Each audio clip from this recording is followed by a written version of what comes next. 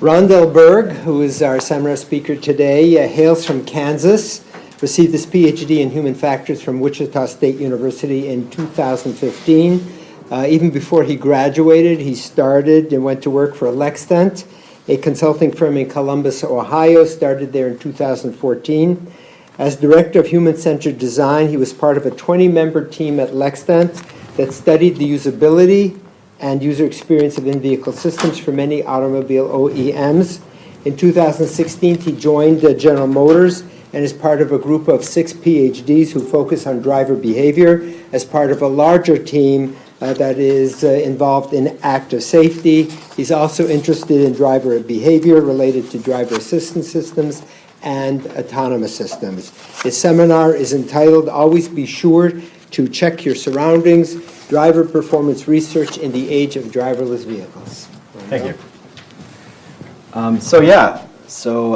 am a senior driver performance researcher at GM, like Max mentioned. I'm really focused on driver behavior and how drivers respond to certain active safety systems within the vehicle.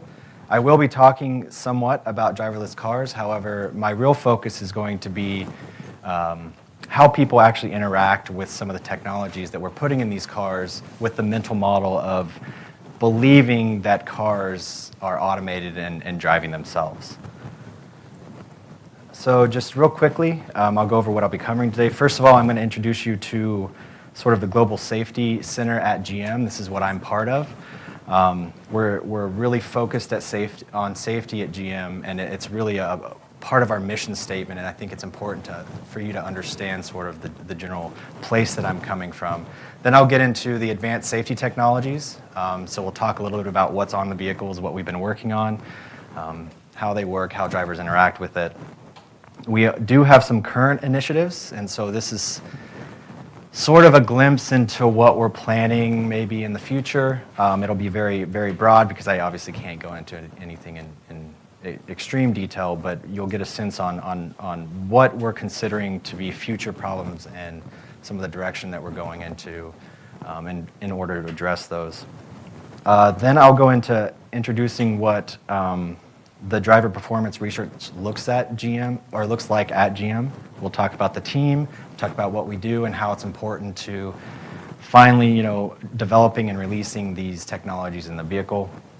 And then I will give a brief demonstration of some of the current active safety features that we have on vehicles. That'll include Supercruise, which is sort of our closest thing that we have to sort of an autonomous driving situation. It's similar to Tesla's autopilot, and so we can have a short discussion about how our team really influenced the design of that system. And Max, you already introduced me, so I don't think I need to go over this. I do want to sort of just identify real quickly that at Lextent, I did focus mainly on usability and user experience. And so I wasn't really focused on driver behavior and how infotainment systems or technologies impacted objective behavior. It was really, the experience the driver had with these types of systems. And so when I moved to GM, that's really why I moved to GM, is because I really wanted to focus on safety in particular, and focusing on how drivers' behavior is impacted by these technologies in the vehicle. So I just wanted to point that out real quick. So this is the mandatory slide for our safety center at GM. Safety really is a huge part of what we do at GM. And I just wanted to highlight not only that safety is a huge part, which is really great being somebody that's focused on safety because we have real buy-in from the company. But also you can see here that we're really focused on safety, but also with the customer at the center of everything we do. And so the focus on driver behavior and driver experience, things like that, are really important to GM. And we have a female CEO, which is great, right? So just some safety facts. I'm sure some of you are aware of some of these things. 6.1 million crashes per year in the United States. 2.3 million result in injuries, 32,000 deaths. And it's estimated that 94% of these crashes are related in some way to human error or some sort of driver choice. And so human error is a huge, broad topic. So obviously there's a lot of things that go into that.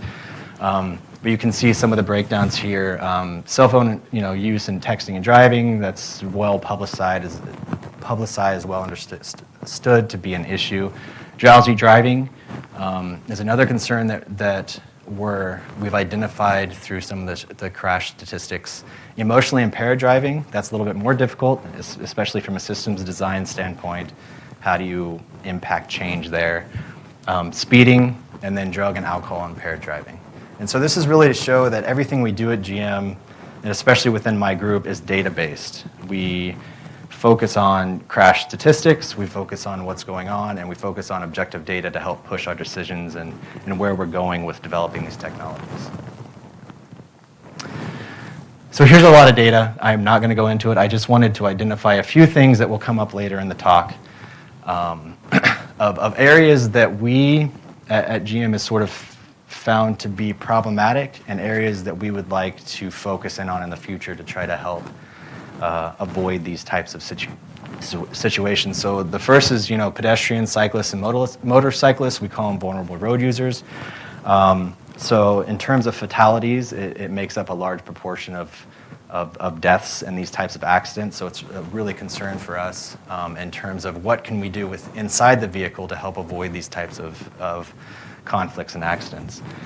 And also teen driving. Now that's also another thing that's well publicized and a lot of companies and researchers are focused on, but you'll see that we are also, that's one of our initiatives too, to sort of address some of the issues with centered around teen driving. Okay, so at GM, we have a global continuous safety strategy. So this is within the Global Safety Center. We're focused on providing safety and ensuring safety before, during, and after accidents. Okay? So we're really focused on making sure that we're covering all of the aspects of the accident and doing what we can to help improve the situation. And so before, we have a lot of our active safety technologies, so things such as front automatic braking, forward collision alert, lane keep assist, and I'll go into a few of these in a bit. Anything we can do before an accident occurs while the driver is on the road driving, anything we can do to try to prevent any sort of accidents or situations that could potentially cause an accident. During, this would be what we would refer to as passive safety systems, so seat belts, airbags, structural things with the vehicle. This is not my area, so I'm not going to go into it. But again, it's part of our sort of global safety strategy. And we're all one team at GM, even though I'm focused on active safety and a lot of the features, the assistive features that we put into vehicles. We really work as a team to try to understand what's going on and to ensure safety.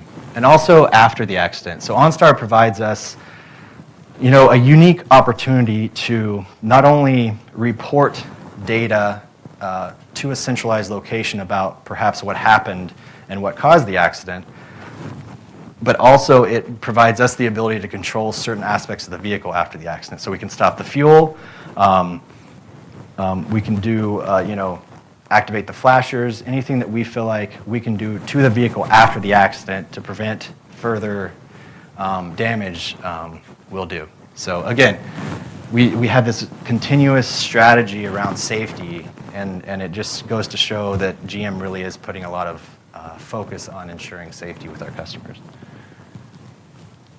All right, so let's go just a bit into the technologies. So you can see here that we really focus on technologies and assistive features surrounding the vehicle. So we're trying to touch on any aspect in the environment that we can to help avoid accidents. And so I mentioned some of these: front automatic braking and adaptive cruise control. So this is the situation where the car is going to automatically brake if it detects a car in front of it. It'll also adjust the gap based on your cruise control settings so that you don't come up on a vehicle. Lane keep assist, for collision alert, surround vision. And so this is an interesting one in that we provide a 360 aerial view around the vehicle. This provides views in certain areas around the vehicle that otherwise would be within your blind spot and you wouldn't be able to see. lane change alert. Some of these are pretty standard. And you can see down here in the corner, I have a rear view camera view, and it does say check surroundings for safety. So this is I just wanted to remind everybody that the driver is still the center of this experience. We don't have fully autonomous vehicles yet. None of us are sitting in them. And so it's really important that even though we're moving towards that direction, and we have a lot of assistive technologies that do automatically do things for us in the vehicle, we need to keep in mind that this is, the driver still should be the focus of designing these technologies. And so what we deal with a lot are situations where drivers experience these technologies and they have sort of expectations for how they should work, especially now that autonomous vehicles they're gaining traction in the media. Everybody knows about them. Everybody expects them to come tomorrow or the next day. And so they think they become reliant on these systems sometimes. And so it's really important that we understand if there is an over-reliance on these technologies, what can we do in terms of design or in terms of implementation to avoid over-reliance or accidents that might be caused by the misuse or the malfunctioning of these systems. So in addition to these assistive features that I talked about, we're also working on vehicle-to-vehicle communication. This was released in the 2017 Cadillacs. So Cadillacs that are equipped with this technology are able to communicate to other vehicles, able to communicate to other infrastructures. So whether that's environmental things like lights or things on the road, or pedestrians. And so we're still working on this technology, still working on making sure that everything's set up in terms of infrastructure and things like this for this technology to be most effective. We are working with NHTSA to help with the rulemaking effort around this technology and establish certain standards around this technology. And it's really important with this technology that we have collaboration with other OEMs or other car companies and the government, because really to make these types of systems work, everybody has to be on the same page, right? And so it's part of our approach to include as many people as possible, as many companies, government agencies, to make sure that this technology is being distributed enough that this is going to become effective. And again, from a safety perspective, it's really important because if we can have this communication, we can avoid a lot of the conflicts and collisions that we actually experience in the real world.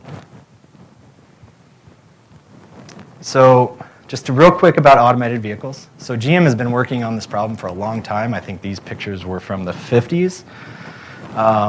So you can see down here you have a guy in the vehicle that's actually not steering or anything. So the idea of automated vehicles have been around for a long time. However, we all know that there's still a lot of work to be done, a lot of obstacles to overcome. In terms of our perspective, we see some opportunities in terms of automated vehicles. The first is to prevent crashes and overcome certain human errors in certain situations. So there are situations where an automated vehicle could potentially provide support or assist in situations where a driver might not be able to do something or respond appropriately. We also see an opportunity here with congestion time. So if we have automated vehicles and they're talking to each other, perhaps they can plan with each other and provide routes that don't cause too much congestion. And then, I think this in particular is an interesting opportunity in, aging or disabled individuals. So people that otherwise wouldn't be able to drive or get around, automated vehicles might be an opportunity there to provide more mobility for them. So in terms of what we're doing today, we do have Supercruise on the Cadillac CTX that has been released. This is our hands-free highway driving system. So This is the case where you're on the highway and you can actually set it and you can take your hands off the wheel and it'll drive itself, similar to Tesla's autopilot. We'll go into it a little bit when I give a short demo or video around it. Our team really spent a lot of time to make sure that we designed this system in a way that kept the driver in the loop, kept them paying attention, even though it was a situation in which you're on the highway, you're not driving, maybe I can look away, read a book, pick up something. But we specifically designed the system so that we alerted the driver, made sure the driver was paying attention at any given moment. We also acquired Cruise Automation out of California. And so Cruise Automation was a startup that works on autonomous vehicles. And so as a part of General Motors, that venture is really working on getting these fully automated vehicles on the streets. Okay, so real quickly, I'll talk a little bit about some of our current safety initiatives. Again, these are things that we've identified as being problematic through various means, all based on data, and I just wanted to give you a glimpse into what we're working on. The first is the rear seat reminder. So we're all aware of the tragic accidents of children being left in the back seat on a hot day, and then disaster strikes. And so we felt like this was a real opportunity to make sure that we're providing a feature to help avoid those situations. So this is an alert that's based on the usage of the rear doors. And basically, we're trying to indicate in some way that check your back seat because there might be something back there or somebody back there that we wouldn't want you to forget about. So you can see we provide an alert in the cluster here. There's also a chime that's associated with the feature. I think you'll be able to hear it here.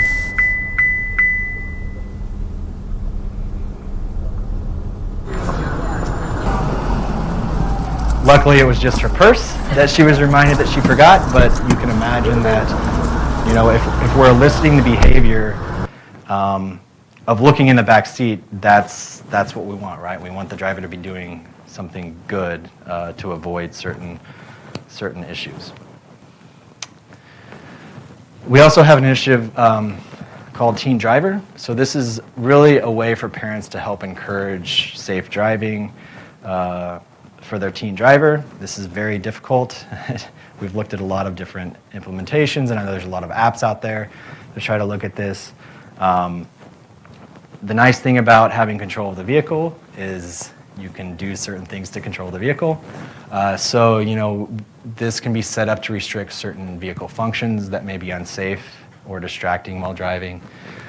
So excessive speed, loud radio, these are things that we can sort of keep track of and help to inform the parents, and then that in the end can help lead to better teen behavior.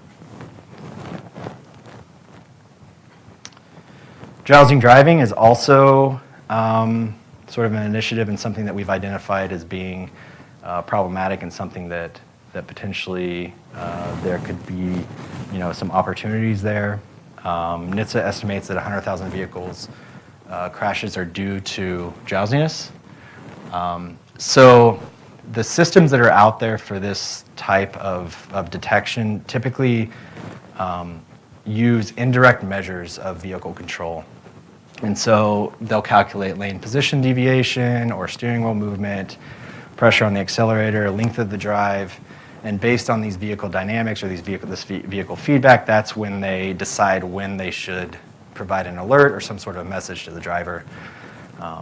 However, what we have found out is that drivers, first of all, just because they're demonstrating this behavior doesn't necessarily mean they're really drowsy, right? So perhaps we should be giving them some other message or some other alert if it's not due to drowsiness. Also, what we found is that some of these systems, like lane departure warning, so if the system is dependent on lane position deviation, perhaps you get lane departure warning. Drivers tend to turn these features off if they find them extremely annoying. And so again, we want to make sure that we're identifying the problem the real problem, right? So we can give the best solution possible and not just overwhelm them with, the same alert that we use for other features. So just based on some research that we've done, central monitoring has been reported to work well. So somehow monitoring the driver state in some way could potentially be used to help with alerting the driver in these situations. Biometric type devices have also been suggested. However, this is problematic because some of them are intrusive, and you can't really depend on the driver putting them on before they hop into the car. And so again, there's opportunity here, but the solution still needs to be worked out a bit. So some questions, that we sort of came up with as a group, can we help, a driver better plan a trip? If it's a long trip, can we provide some sort of an assistance for them to plan the trip in a way that they maybe stop more often or they have periodic stops to avoid drowsiness? Can we provide somehow more detail about how drowsy they are? Again, we'd have to monitor this in some way. Can we provide more practical support as well to avoid drowsiness, and not just alerting them that they're drowsy, perhaps give them suggestions on how to overcome the drowsiness. So the next initiative is actually close to my heart because this is something that I'm working on personally at GM, and it's preventing accidents with vulnerable road users. So again, I mentioned that a high number of fatalities are actually due to these conflicts with these types of road users. So, some of the questions that we have is how can we prevent these conflicts with cyclists? So how can we prevent, door opening accidents where a cyclist is coming up on the right-hand side and somebody's getting out of the vehicle, they open the door, cause a conflict?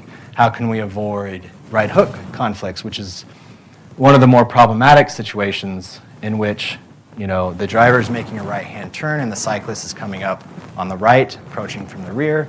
There's no chance for the driver to actually see the cyclist because it's coming up from behind him, and then there's some sort of a conflict there, right? So I have a short video. I'll show you if it works. And it's not going to.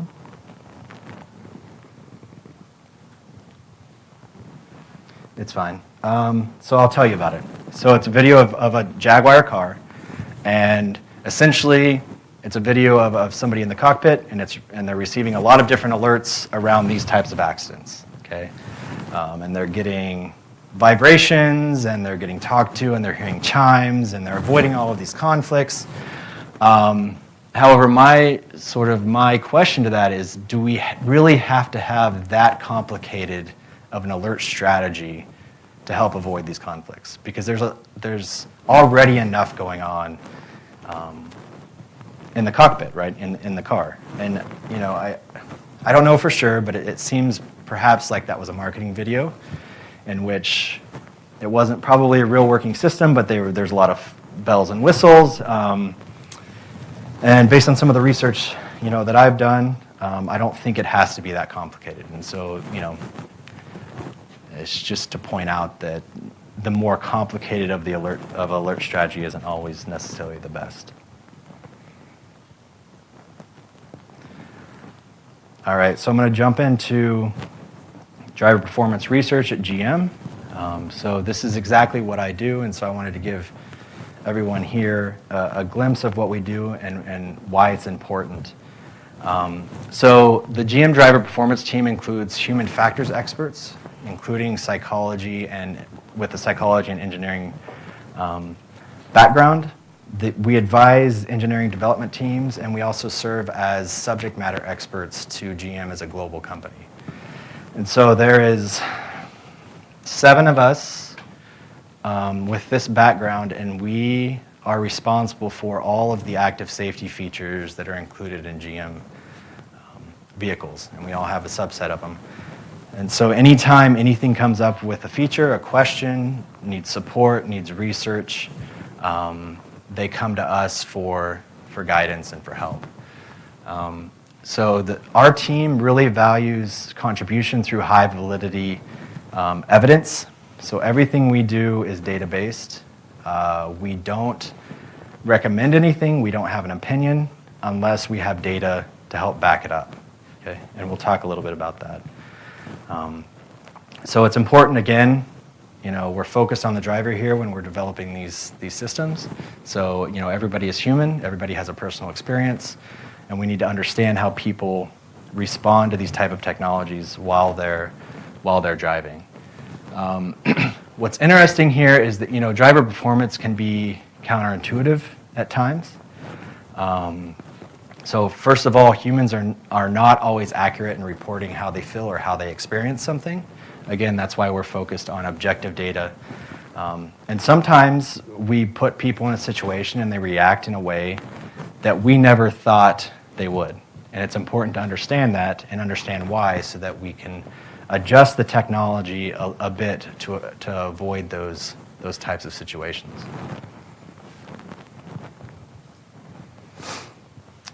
So our team focuses on safety as it's used, not how it's intended to be used. So you sit in design meetings and you're talking about how a feature should be used and how we think it's going to be used and how we think it's going to be effective. However, again, unless we see it objectively in research or some other manner, we can't be sure that that's actually how the driver is going to behave or will use the technology. Our crash avoidance and automatic features are really there to assist human drivers. And so this is important because at this point, the driver is still the most important player in these systems. So again, drivers do a lot of things really well, right? How many in this room got in a wreck or a crash on their way to work today or school? Nobody, right? So you did something right? And so I don't want to introduce anything into the vehicle, even if I think it's going to be of help, if it's going to interfere with that behavior, that driving behavior that you already do fairly well. So that's really a focus of ours. Now, don't get me wrong. A lot of these features add something, right? They assist in situations that otherwise the driver wouldn't be able to respond or react in a certain way. But we don't want to interfere with proactive behaviors that the driver is actively engaged in while they're driving. Another issue that we commonly deal with are, crashes are rare, right? Again, nobody got in a wreck on the way in here. But alerts are common. So what happens when a driver's constantly getting these alerts, but it doesn't necessarily result in any sort of an accident? And so we have to understand how, the driver reacts to that over a period of time. We also, there's concerns about behavioral adaptation, right? So if the driver becomes over-reliant on these systems, what happens when that feature isn't available, right? Maybe there's something in the environment that the system can't pick up, and so there's an error or there's some other malfunction. We need to understand if the feature is taken away from the driver after they're already used to it, how do they respond to that? So in terms of our driver performance group, our approach, we focus a lot on experimental studies. So again, we focus on measuring objective driver performance. And so if we're faced with a feature or a technology that we're not quite sure about, or we want to assess, how the driver is going to react to it, we will design an experimental study to test that feature. We use real-road settings in addition to a closed track, such as VTTI Smart Road. We also have a simulator at GM that we use sometimes, depending on the feature and the level of development of the feature. We might use one of these over another. We also do field operational trials, so we'll get a vehicle on the road for a while. We'll take sort of continuous measurements and do some assessment of that. We do have OnStar data. We collect and analyze it. So that's a huge resource for us. And of course, we do a lot of data mining as well, crash reports, insurance data. So of course, with a lot of the data mining, it's limited because of the nature of the reporting. Oftentimes, it's inaccurate or incomplete, and so we have to take that in consideration. And I've already talked to a few of you. We're working with UMTRI and Virginia Tech quite a bit. However, we're always looking for partners to provide resources for us. And the data mining part is one of those things that I think is really of interest to us, because we want the best data we possibly can in terms of crash reports and things like that to make decisions off of. So usability testing is somewhat worked into our approach as well, but not really as a focus. It's just we are typically looking at multiple different versions of an HMI configuration or an infotainment screen, and so we can also gather usability data in those situations as well.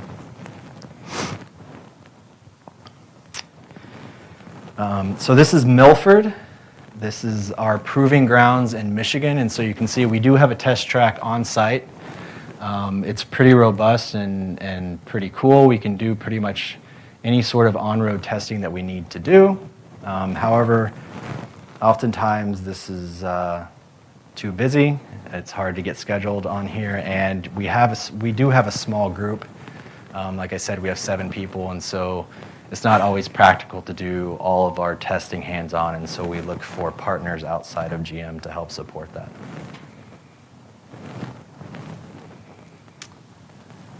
So just some questions that we deal with. So this is a situation where we're interacting with these new technologies, and these are the types of research questions that we're coming up with to try to assess the technologies. And I touched on a few of these. Will there be an over-reliance on the in-vehicle technology? Does this in some way result in impaired performance, especially if something happens to that technology, it's taken away or it malfunctions, or there's certain situations where it's not going to work appropriately? So again, drivers are already pretty good at performing most driving behaviors, so we don't want to interfere with that just because we think a feature is going to be extremely helpful for them. So we deal with this in a lot. So the nature of crash alerts. So the visual placement, should we use audible alerts? Should we use combinations? Should we use haptic alerts? Annoyance is really big, right? Because we don't want to find an alert that's really effective at preventing some sort of behavior, but then it's so annoying that the driver just turns it off, right? We're not getting any benefit if that occurs. So we really need to be concerned with that. Which alerts are ignored? And then which alerts elicit the behavior that we want them to do, right? So if it's a situation where we want them to brake, we want that alert to lead to them braking, right? If it's a situation where we want them to do something else, swerve, some other evasive maneuver, we want to make sure that that alert is eliciting that behavior.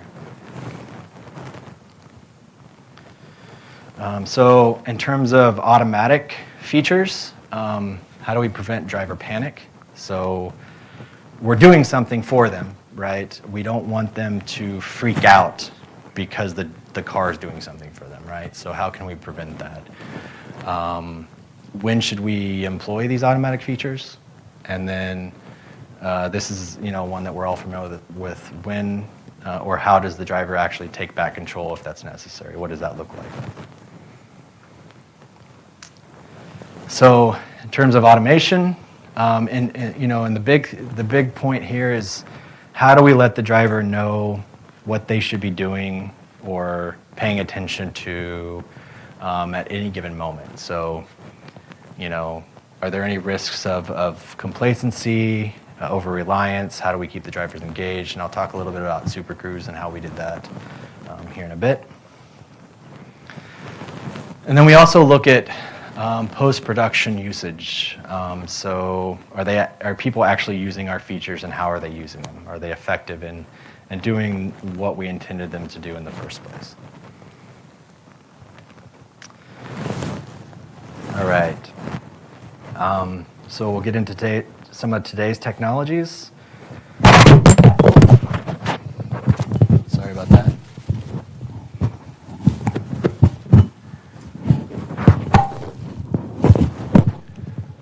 So new model year's features include low-speed front automatic braking, front and rear pedestrian braking, rear camera mirror.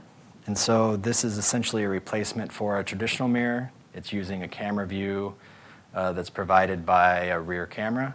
And this provides a wider field of view, and it also limits the obstructions of back seats and things like that when you're looking behind the car. Curb view camera, and so this provides just an additional view that might be helpful, especially if you have a car that's really low to the ground. You don't want to be hitting anything if you're parking it or something like that. Night vision. So how can we sort of facilitate identifying certain things at night? And then advanced park assist. And so this is sort of an automated park assist. You've probably seen videos of these cars parallel parking themselves. And so also, in addition to those features, GM joined an industry-wide standard agreement for making forward collision warning and front automatic braking standard in light vehicles. And this is directly due to some of the research that my team did. We found how effective it was at preventing some of these collisions and conflicts, and so pushing to get this to become standard.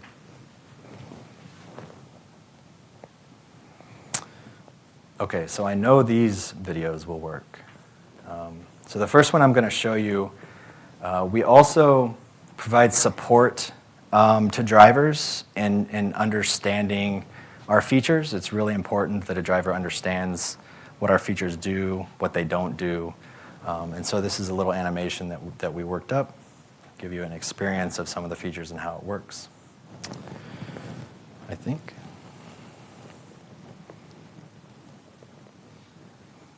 In many common everyday driving and parking situations, active safety features can help drivers avoid crashes altogether or reduce crash impact speeds. The unexpected can happen to anyone, even good drivers. These features use radar, camera, and ultrasonic sensors to detect crash threats and assist the driver. When these sensors detect a crash situation, the driver is alerted with visual and auditory alerts. If equipped with the safety alert seat, the driver can choose to replace auditory alerts with pulsing seat vibration alerts. The alerts are designed to direct the driver's attention to the crash threat. Visual alerts signal the crash threat location, as well as directional, audible, and seat vibration alerts. If the driver fails to respond to alerts, or if the situation happens quickly, some features can automatically brake the vehicle under certain conditions. Each of these features can be turned on and off using either controls or vehicle menu settings. Even with these features activated, the driver still needs to pay complete attention, drive safely, buckle up, and drive sober. Before using these features, consult the vehicle owner's manual, which provides important information on feature limitations and common false alarm situations. Keeping the car clean will ensure best system performance. In the front, keep the windshield, bumper, front grille, and area below the front bumper and headlamps clean. On the side, keep clean the front and rear panels. In the rear, keep the rear vision camera lens and rear bumper clean. Good luck with that. Well, you can see that we take it seriously for drivers to understand how these features work and in what situations they may not work, right? So, yeah, it seems a little bit annoying or like we're being pushy about some of these things, but we really want to make sure they understand when these features won't work for them. And all this stuff is public, so I'm not sharing anything that you wouldn't otherwise be able to find. So the second video I'm going to show you, we have a little bit of time, is actually a video demonstrating Supercruise on our Cadillac. And so this is equivalent to Tesla's autopilot. It's a completely hands-free highway driving situation. And as I play it, you can sort of focus on the design and how it relates to the driver and what sort of steps we're taking to make sure the driver stays engaged in the driving task.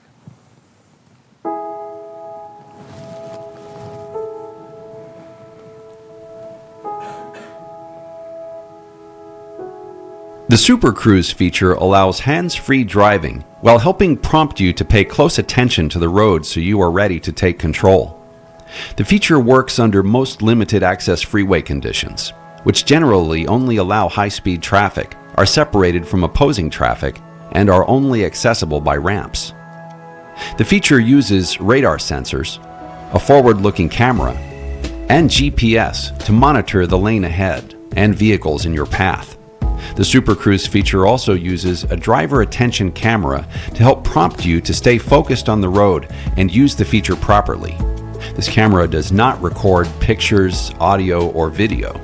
The Supercruise feature works with the Adaptive Cruise Control feature and conveniently reduces the need for you to frequently steer to keep lane position, brake, and accelerate, while always allowing you to retake control by steering, braking, or accelerating yourself. While Supercruise can make your driving easier, it does not drive for you or detect if you are drowsy or focused on safe driving. Supercruise does not steer around a pedestrian, bicyclist, obstacle, construction zone, or pothole, or steer to merge or exit the freeway. To activate Supercruise, the adaptive cruise control system in the vehicle must be turned on using the steering wheel mounted adaptive cruise control button, causing a white adaptive cruise control symbol to appear in the instrument cluster and in the head-up display. With adaptive cruise control turned on, when Supercruise is available to use, a white Supercruise symbol will display in the instrument cluster. Before using Supercruise, position the vehicle in the center of your driving lane. You can then activate Supercruise by pressing the Supercruise system button on the steering wheel, which will cause the Supercruise symbol to turn green. Detected lane lines will also be shown in green in both the instrument cluster and in the head-up display. With Supercruise activated, use the adaptive cruise control buttons on the steering wheel to select your cruise speed and to select the following gap, the distance you would like to maintain between your vehicle and the vehicle ahead, to be either far, medium, or near. When a vehicle is detected ahead in your driving lane, a green Vehicle Ahead symbol is displayed in both the instrument cluster and head-up display. The Supercruise system uses an intuitive steering wheel light bar to help you understand system status, including when the system is steering and when you need to manually take over steering control. If the light bar is not lit, the system is off and you need to manually steer. When the Supercruise system is active and automatically steering based on detected lane markings, the light bar and the Supercruise symbol will be lit solid green. This lets you know that you can remove your hands from the steering wheel while you continue to pay close attention to the road and remain prepared to retake steering control. You must continuously monitor the road ahead to make sure the system keeps your desired lane position. Keep in mind, the Supercruise system only keeps lane position, so you need to retake manual control to change lanes or steer around situations that arise in your lane or ahead of you. When the Supercruise system is on, but detects you are manually steering to control the vehicle, the light bar will slowly pulse blue, and a blue Supercruise symbol will display in the instrument cluster to let you know that the system is not automatically steering and you need to continue to manually steer. If you want the system to resume automatic steering, when it is safe to do so, position the vehicle in the center of your driving lane. All right, that's enough of that. But you can see that the links that we go in, making sure that we're providing as many resources as possible to let the driver know exactly how these features work. And I could have described these features to you, but I also wanted to sort of give you a feel for, we work on these animations as teams, try to make sure that the driver knows exactly what to expect from these features and how they work.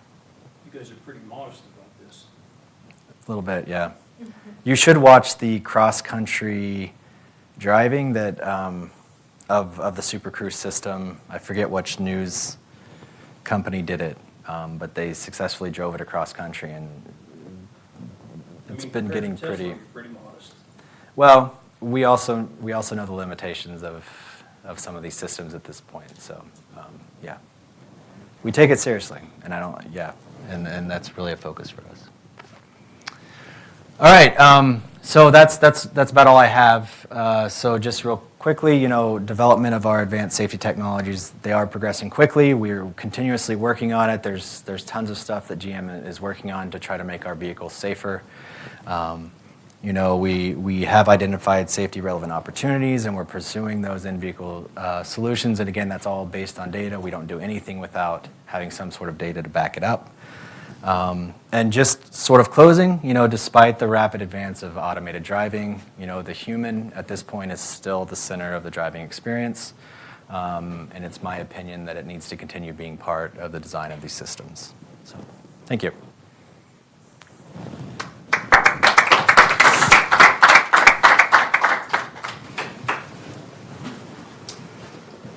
Are there any questions? So thinking about how humans are pretty poor at supervisory control for long periods of time, do you have a sense or is there any type of feedback when your system predicts that the human may be reaching kind of the limits of vigilance to where they can be not actively driving the car but supervising? Yeah, we're working on that.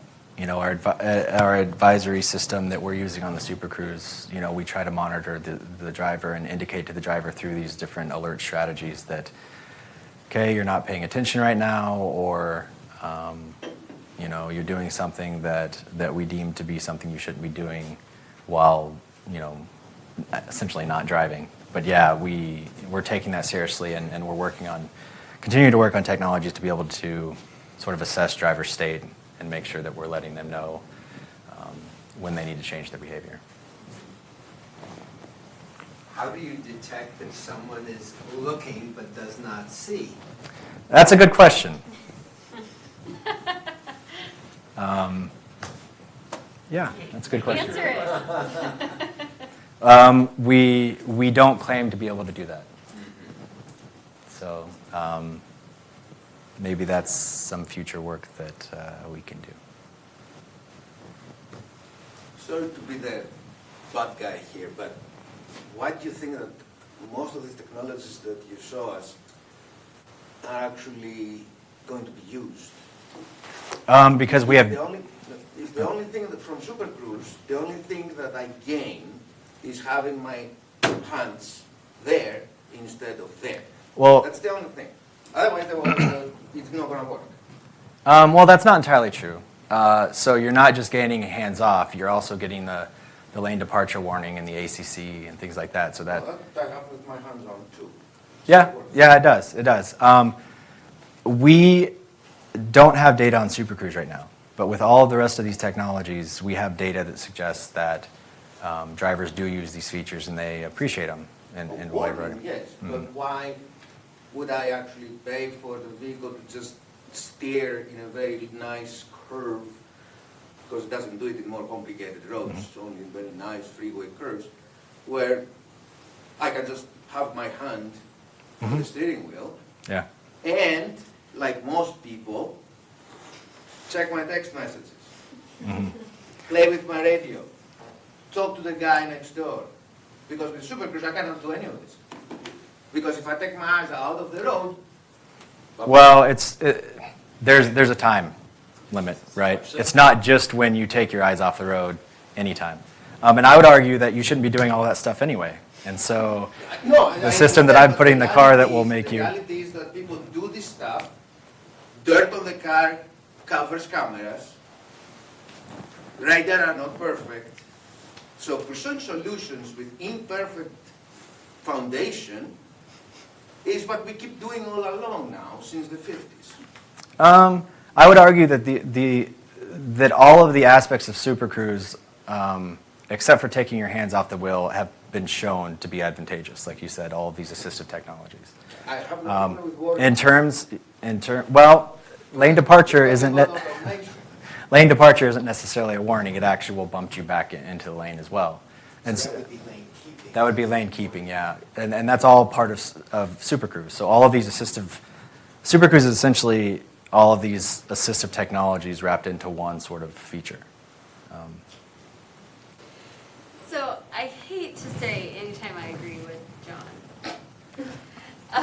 but I had a same thing, like, you know, what is this doing? But is some of this sort of like we are willing participants to help advance this technology to where we're getting to automation, full automation? Right, like, if we're not willing participants to sit there and go, fine, I'll sit here and with my hands on my lap and be cooperative, we're never going to, as a society, reach that next level of the vehicle. We can't skip go. Well, I'm sure there's lots of people that say we're gonna skip go, but I don't believe we can skip go. No, I agree with you, and I think that's a valid point. And there is data to suggest that people want a feature like this. They want a hands-off feature. Now, if you want to debate whether it's useful to you in a particular situation, I guess we can do that. But again, it is a stepping stone, and all of these features are. I mean, we started with what? Cruise control, right? That's not an alert. That is a comfort feature. And I love adaptive cruise control. Yeah. So. First point, I think the questions so far have indicated that there's a reasonable skepticism, which I share, about autonomous driving, mainly because it's going to involve a mix of real drivers and automatic driving for a long time to come, probably decades. Mm-hmm. And the other one I'd throw out is if you're in an autonomous vehicle and you're not driving, you're going to get car sick. That is, appreciable percentage of passengers in real driving vehicles get car sick. So my question is, have you as a company or has NHTSA documented any incremental effect of these advanced safety technologies, or what you call collision control technologies, on crash history, crash risk, crash incidents in the United States? Because these other technologies, the existing ones, have been around for a while. Yeah, we certainly have data. So you're asking sort of an effectiveness measure? Yeah, we have data, and a lot of the features that are most effective, you know, we push, and if NHTSA has seen the results too, sometimes they'll push for these features to be standard. I mean, RVC, rear view camera, that's one of them. But yeah, we have historical data, and we continue to look at that to see how effective these technologies are. And for the most part, they're pretty effective. Well, that's sort of a vague answer. But It is. I'm comparing this, say, with the automated braking light or the seat belt, which have been around long enough. You can clearly point to benefits. Yeah, I haven't looked at anything directly comparing all of those.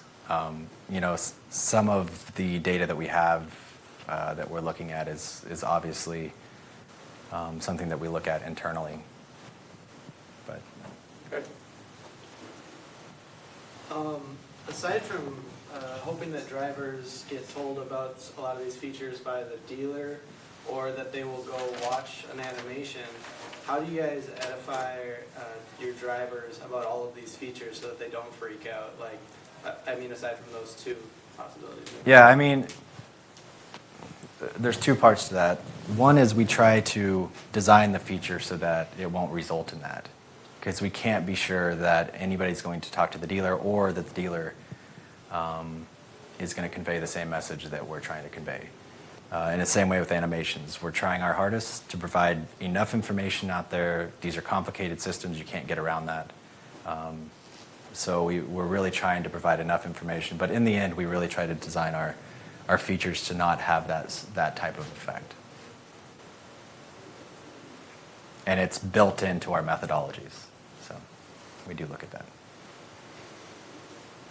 You know, you mentioned yourself that lane departure warning systems are ignored or turned off by an awful lot of people. Are you doing something to make these warning systems more effective and fewer false positives? Yeah, so we're always working on new technology, combinations of technology to reduce false alarms in these scenarios. And in certain situations, if we, you know, if we can't, then we'll think about some other way to sort of design these systems so that, or these alerts so that they're not as annoying. But we're continuously working on advancing the technology. Anything on the web? You actually answered his question. So. Oh, okay. Good. I have a technical question. I might be able to answer it. I might not be able to. You said, I mean, the video said the Supercruise system uses GPS. What does that use it for? I think it's lane position. I think it's a.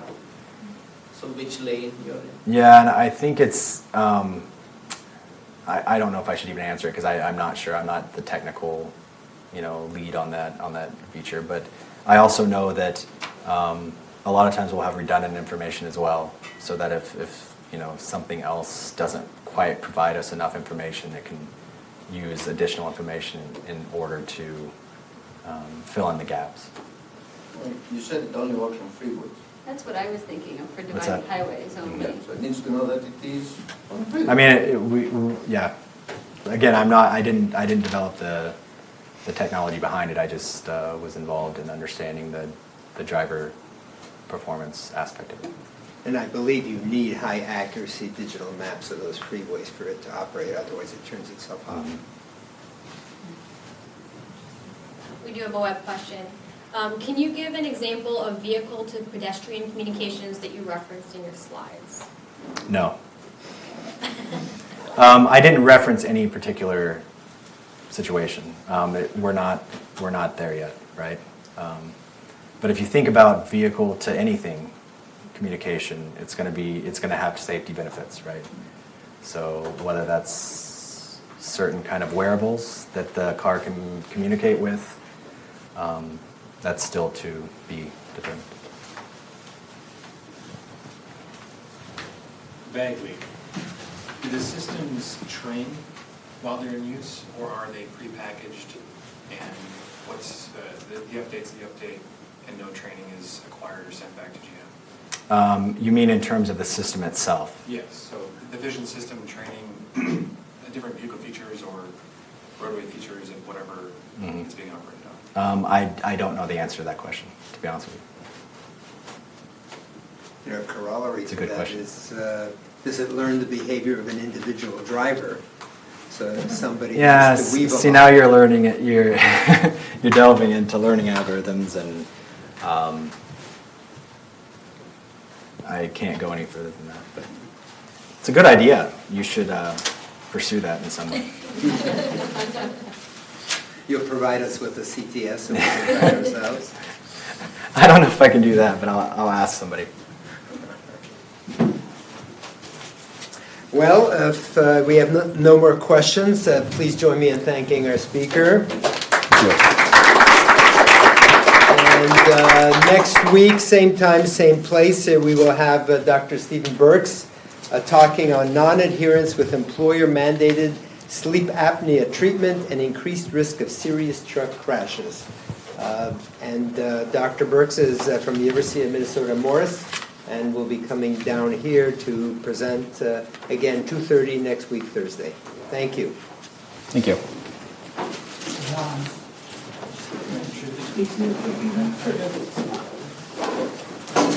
I appreciate your constraint. Yeah, GM's monitoring. I know they are. Huh? I know they are. You think somebody over there is paying attention to you or something? Because it's live streamed. Yeah, I would imagine.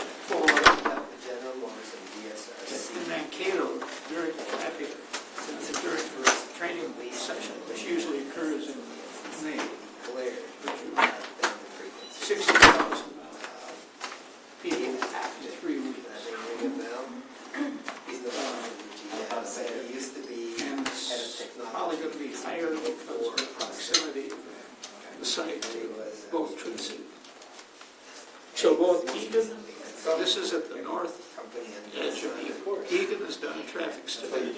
That's right. Extended head of the road, which is just north. Dakota Heights has done a traffic study. Both of those are named Is that one name? of what's going to happen in the future. So you can take that for what they're worth. Well, it's projections. All right. But what they do is, certainly in Dakota Heights, they identify intersections, Yeah, because you never know. what are Weird things likely to happen. be affected. So, you should be there now. So today, I just talked with the public lines. communications. I know, you never know. Detroit's that way too. And I, based on questions I heard, statement that Vikings are ready to support research on the impact of their site. All right, good to meet you, thank you. Thank you. So my question to you is, When you go, they could talk over GM. if, And we talked That's on the it. pedestrian stuff, or the cycle if stuff. some money is forthcoming for traffic research, would you like to be involved in this? Well, good to see you. Just And then that. I'll see you next week. We We don't get our schedule until Friday. Oh, so you never know. But Have to buy into that because I'll go into court with the client, at least on the questions that I did. Okay, good. Yeah. Today, don't the want video stream is somebody to come and do Oh, that's what it was? It's my Okay. email. planning study, graph, no. So that's why there was a delay. Yeah. But the captions was fine once the Most video. planners, Yeah, I've been they pulling do it the up. study, they say that around that's the gonna side happen of and the the kids series to don't, watch it. so nobody can find it. Oh, okay. I can't really read it or So pay attention. what, Yeah. Because I'm if like the answer is affirmative, listening and typing, but you as know, long as stuff glad I is saw moving, you. I'm fine with I that. was gonna wait until I heard from the Vikings. Since you're here, I thought I'd get a warrant.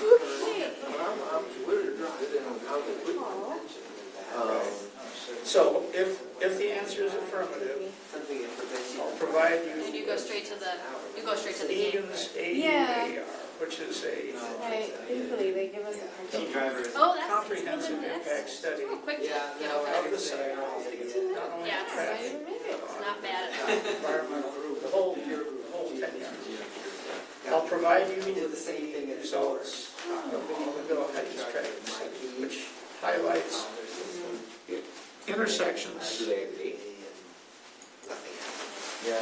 Like I told you, you didn't Nobody likes to. didn't No, worry I about don't, doesn't matter if the roads are there, the Well, borders are borders, so They're whatever separate. comes from one side, yeah, whatever comes from one side See, goes to the other. Egan has been very selfish about this because they're delighted to have the Vikings there, right? This is a positive in terms of taxes, and Okay. a feather in their hat.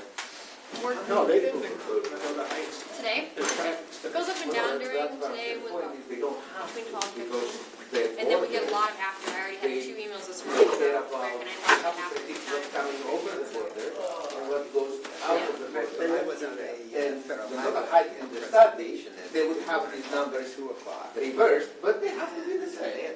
They don't No, same road. no, they're not even there. Oh, Egan stopped at 494. Dialed in. Dakota Heights, People. that is south of 494. Oh, you have Dakota to put your Heights, name in. north of 494. Oh. So separate, Okay. separate But I have to look projection. at them, I have to look at To them, be because honest with you, you see my point, I mean, Yeah. even if they stop it I there, had to load the app. Oh. Now the other thing is, Paul, Got in, but they spent so much time. They disappear outside the study. It's not- Oh, well, the other thing that I would like, alright, so This- next Okay. week is Steve I'm Ertz, going I'll to- shoot him an I'm email going to- tomorrow, make sure that he, my but he's, involvement will be to he's been try to back this get week. To be honest data with from you, drivers I- themselves. I believe. Not in terms of positive driving. You know, we want to. Well, in terms of Oh, driving, yeah. but And that's. their perceptions of how the driving went. And I think I know how to do that. Well, Show up. we Yeah. call You it know, like, how many people is more when you get the sign-ins, how many people are Yeah, well, I, involved Today's in was a surveys little of day, yeah, it's well, drivers I've, and pretty? yeah, I've done the same thing. Yeah. the same. slow. So, And I'm gonna I shoot an am- email to the students because We they're can on work the together. study that I have not done any Above. reviews yet.